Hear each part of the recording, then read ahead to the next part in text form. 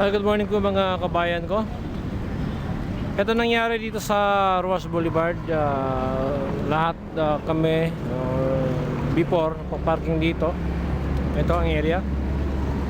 Parking dito lahat noon. Kaya lang ngayon lahat inimpound ang motor sasakyan.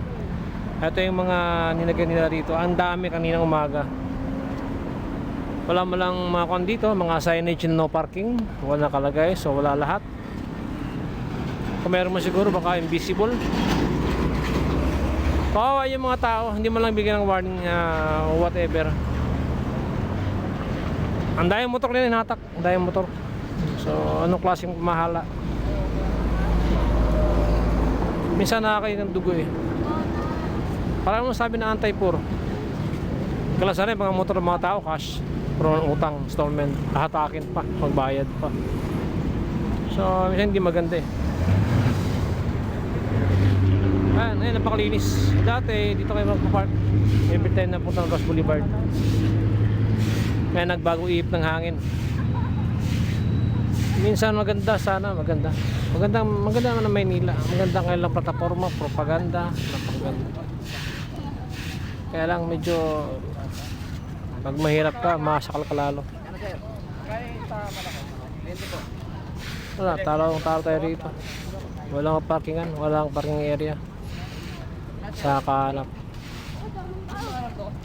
Napakalinis, walang motor. Lahat impounded na. Ay talaga buhay. Pagka mahirap ka, lalo kang pahirapan lalo. Ang ganda ng Boulevard, ang ganda ng mga tanawin. Kaya lang may mga bagay na dito bawal ang parking mga motor. Pero vendors allowed, problema. Notice ko lang sa mga taong bayan dyan na gusto punta ng Ruas Boulevard, huwag ka punta lang motor, magbisikleta na lang kayo o magbenta. Kasi dito ang vendors allowed, ang motor hindi allowed, ini-impound. Okay? Yan ang buhay dito sa Ruas Boulevard ngayon, babago na. Ito ang parking ngayon, kaya lang talagang ito. Lagyan ng sulat dito, ang motor in-impound. Ito. So ayun pa, may isa pa doon nakalagay. Mga kabayan, kanya parking dito, napakalinis na. Yan ang parking.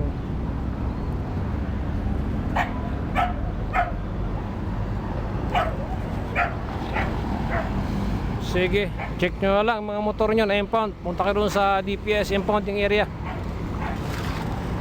Dapat dito lagyan nila ng signage no parking para yung tao hindi magtaka, hindi magulantang, mabigla, ma-surprise or whatever is that we talk about.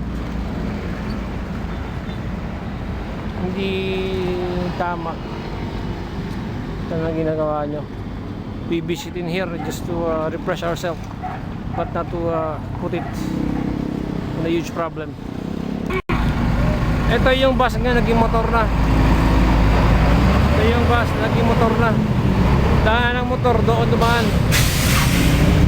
Kaya ng mga Pilipino walang disiplina. Ito pa oh, naging motor na to oh.